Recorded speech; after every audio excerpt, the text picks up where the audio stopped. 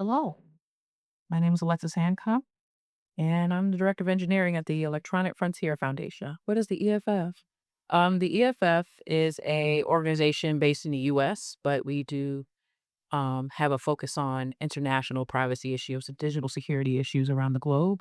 But I can get into more about the organization after presentation. But a lot of my work is involved with a very key initiative that helped honestly found most of our tech projects at EFF.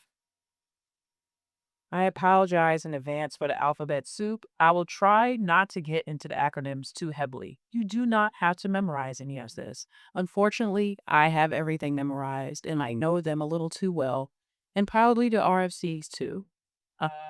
But these are some of the things over time that I will reference, and I will just try to talk around these acronyms rather than directly reference them.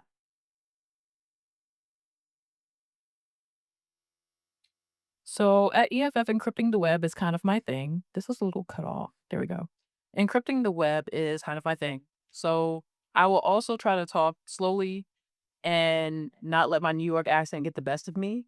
I've been told I have a pretty strong accent, but I will try my best to not let the R's drop a little too hard.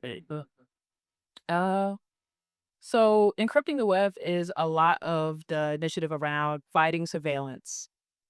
15, 20 years ago, it was very easy to spy on people. A lot of people think about the hacker in an internet cafe, or a hacker in a coffee shop. That gets thrown around as an example a lot, where they were once upon a time, you could probably go into a cafe and see everyone's traffic. Everything was insecure. It was on HTTP or hypertext transfer protocol, the little URL bar in your browser, right? So what ends up happening there is you're able to see a lot of things in clear text, form submissions, login information. A lot of these things were very easily readable and loggable. Now you fast forward to today, most of the web is encrypted due in part to this large initiative at EFF where we came together, mostly out of the Edward Snowden revelations. A lot of these projects came up. Edward Snowden was a U.S. military based. Well, he was mostly Navy based. I believe he was part of the NSA later on. It's actually a cool guy. If you actually talk to him, a little awkward, but a very cool person. Overall, he found out that the NSA was spying on U.S. citizens, which is illegal in the purview of what the NSA was supposed to do, or the National Security Agency. So a lot of that time came up with what was considered a very insecure web. And a lot of our projects came out of that. So ACCPS Everywhere was one of them. So that's how I joined EFF 8 years ago. 8 years ago, I was its maven, and I also call it its death doula because I actually helped make sure that browsers included HTTPS by default by advocating through the web extension to show the major browsers like Chrome, like Firefox, that people wanted this feature and people were using this feature and they were using it without much traffic breakage or issues. And then eventually, Chrome and Firefox finally made HTTPS by default. So that is something that I'm very proud of. But as I sunset that project, I became the CertBot maiden. And CertBot is a project that helps automate security for your web servers. There is an acronym in there. There's ACME. That's the protocol we use to do that. And so setting up these TLS certificates are supposed to provide like an easy interface for web admins everywhere, anyone who's administrating any sort of web server out there that people have to communicate with. What's a cert? I don't know everybody's level here when it comes to certificates and TLS certificates. I'll try to go up and down the stack as much as I can without getting too much into the weeds because I don't want to like confuse people, but I also don't want to patronize you. But somebody in the room may not know what a cert is. So I know I'm not one of those people that tend to not raise my hand if I don't know something. But over time, I've learned that if I don't, then I'm just not going to learn. So what is a cert? I describe it as a cryptographically signed agreement between certificate authority, your web server, and making sure that people can communicate securely and have session keys or sessions that are secure between your web server and the person that's visiting it. That's the most basic way I can describe that. A lot of people used to call these things SSL certificates. That's more archaic protocol that underpinned this. They're now called TLS certificates or transport layer security. You can see certificate information usually when you click a little padlock, and you can see certificate information due to any sort of domain. So you can get into the weeds of what that means: subject, issuer name, validity, all those things. All of these things are relevant, especially in terms of validity period. And that's what I'll be getting into more today. Web of trust usually dictates a lot of this. So the web of trust is largely a chain of integrity. It does not stop attackers. This just means that it helps create visibility to said attackers that they do something like issue a malicious certificate for one of your domains or one of your subdomains. It provides visibility, it provides accountability. I use this picture a lot for key signing ceremonies. It can get kind of weird back there. When you have a key signing ceremony for a certificate authority, for example, they need to have trust with other certificate authorities. So you'll have that with browsers. Browsers will have programs that help regulate these things. You'll have the certificate authority in browser form, which helps dictate the rules for how certificates are issued. A lot of these things are mostly about auditing and a chain of trust. So you kind of have to have these instances where it looks confusing only because some of it is kind of made up. It is kind of made up along the way. It's a lot of this web of trust idea is mostly an idea, but over time it's finally become something a little bit more solid and solidified cryptographically. And I will get into the more automated portions of that where it's not as manual as it used to be. I used to know a period of time, someone made it, the previous presenter had talked about jQuery. My old story, of course, I don't think I'm old, but I'm an older engineer and I remember buying TLS certificates. I remember I had to buy these things. Now they're free.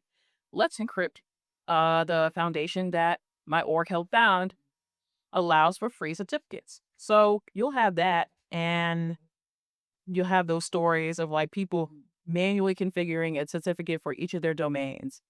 Now you don't have to do that either. So those are some of the things that we've gotten wins over time when it comes to encrypting the web. Why are short-lived certificates a good thing? So in the beginning of Let's Encrypt, we decided to issue 90-day certificates, and we got a lot of anger from the community because certificates before then were usually 1 to 3 years. And that's a long time when you had a security incident and a compromise event for a certificate to still be valid. So 90 days was considered revolutionary, and that was considered short. But now, actual short lived certificates are being hemmed down to about 45 days. And that is a requirement now that's being set up by the browsers and instituted by authorities like Apple, where they're requiring 45-day certificates. So, with shorter lifespans, automation is encouraged. So, using the ACME protocol, having certificate authorities that are issuing certificates with tools to give y'all to be able to actually do this work for, say, hundreds of domains or even thousands of certificates, possibly, depending on the networks that you're dealing with today. Shorter lifespans means automation is encouraged, but also certificate revocation is also historically flaky. So another thing that Let's Encrypt has done is offer 6-day certificates. Why is 6 days something that we put out there? Because under a certain amount of days, I believe it's 10 off the top of my head, but it may be 7. Don't quote me on that just yet. 7 to 10 days is around that period of time where you actually have to use the revocation process. But under those days, you don't need to use the revocation process at all. So you don't have to worry about that if you're going through an incident at your job, and you won't have to worry about the revocation process the shorter a certificate is. A short timeline about how this kind of came about. I mentioned the 90-day free certificates. That happened around 2015. DigiNotar was a Dutch certificate authority. They were compromised. They were hacks. It was a big deal. Google and Mozilla and I forget what the other companies were involved, but Google, Mozilla is pretty huge. They were able to issue valid certificates for malicious traffic.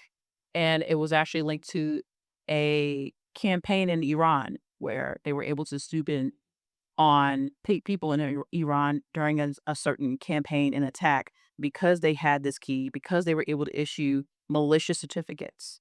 They were able to do that. And Dijon Dotar understandably went under that year. I think they went bankrupt they were hacked in June, went bankrupt by September. So that's what happens when you get your key compromised like that. Going forward, you'll have the 90-day perfect forward secrecy, something. How many people know who perfect forward secrecy is? I just want to. Okay, cool, cool, great. I can explain that.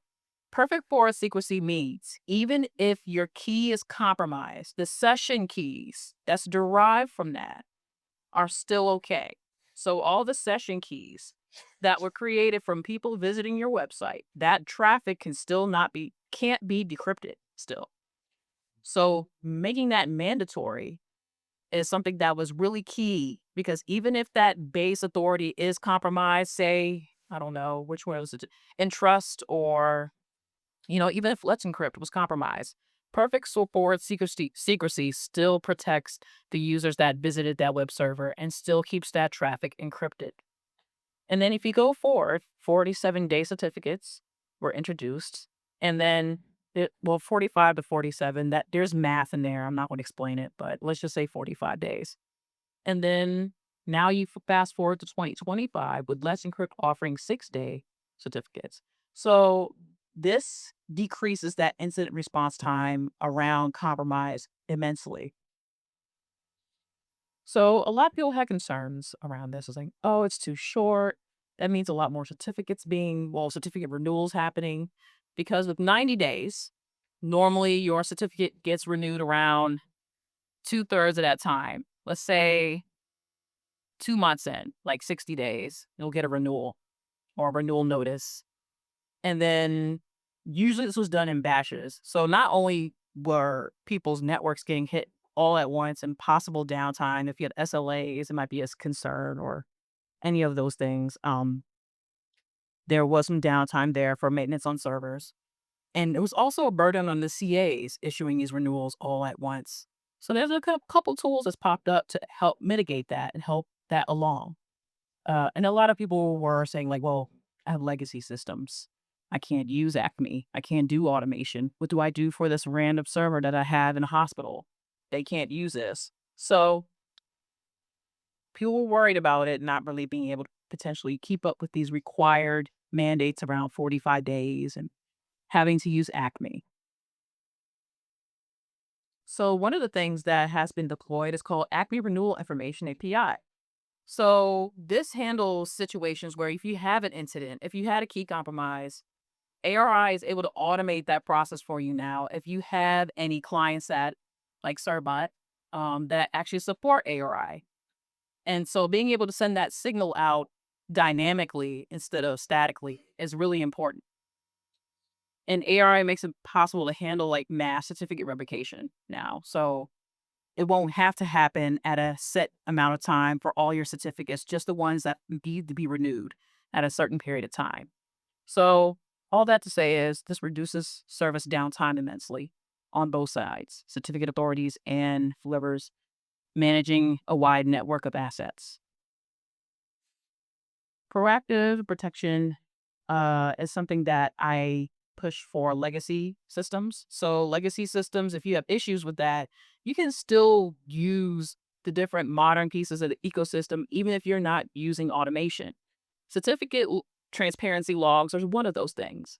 So, I always say visibility on your assets is the most important thing. And it's better than resigning yourself to saying, well, I just have legacy systems. I'll never have them in the fray of the more modern tools that I usually manage, and you keep them to themselves. But if you use a tool that's able to actually monitor the certificates across your assets and across servers, you'll be able to use things like CT logs where you can see if something was struck up for an old system or a certificate that was struck up for an old system, but you didn't know about that certificate or it wasn't logged anywhere. Now you can use CT logs to do something like that, to create that visibility. And it helps monitor like phishing attacks because it's something that's very common. Somebody might, compromise a key, compromise a domain somewhere that you may have forgotten about. Happens all the time, where people have peripheral domains in their system that they once had and could have been for like a one-off marketing campaign, forgot to spin down that service, got compromised. So CT logs and getting alerts from those things will help you like, hey, why is there a certificate being issued for a domain that hasn't been in use for 5 years? What's going on there? You'll be able to actually look at those things and be able to be more proactive than finding out much later that a campaign went on for months under your nose. So monitoring third-party vendors also kind of helps with this too, because if you have CT log alerts for your assets and you have contractors or third-party developers touching your stuff, and they are allowed to issue certificates under your agreement, maybe a CT law will also allow you to see if they've been compromised. That has also happened a lot in the past where people have been monitoring third-party vendors, and CT law will allow them to see, hey, 10 certs got issued over here from your side. What's going on? A malicious attack is happening in big time. So that plus shortlist certificates would be really helpful. And so tool highlights for that, because I like to leave people with something. Uh, it's not as big as I want it to be. But it's merklemap.com. It's actually a service that people can use using CT logs for that information. And there's good old crt.sh, which is completely free of use, and you can see a lot of information through that as well. A lot of my friends use crt.sh, and it's one of the many certificate logs that are out there. Many as in like 5, which is way more than they used to have. I say many as if there's dozens out there. It's not. CT logs take a lot of time and energy to run, so that's why bigger companies usually run CT logs. I won't get into the why and what, but it's getting better, I promise. And then you'll have acting profiles. So acting profiles, it's supported in clients like Cerbot, where you don't necessarily need to use the 6 day. So we're not going to require that of you, especially since the 45-day thing is there. We're not going to require people to use 6 days. So you can have a preferred profile or required profile setting where you can use the classic. And it's wild to say that 90 days is a classic profile, but that's where we are, which is exciting. Or you can use a 6 day profile. So you might have those options available to whatever you're using. I'm not familiar with all the certificate authorities in Japan, but I imagine that there's partnerships across, and CAs usually are able to issue globally. So um, that's not something that I have seen pop up as a unique case, but if y'all have stories around that, I'd be willing to hear that out. So this is a summary. Short-lived certificates, you'll see that more often. You'll see the 45-day requirements. Some of you may have already seen that in your purview.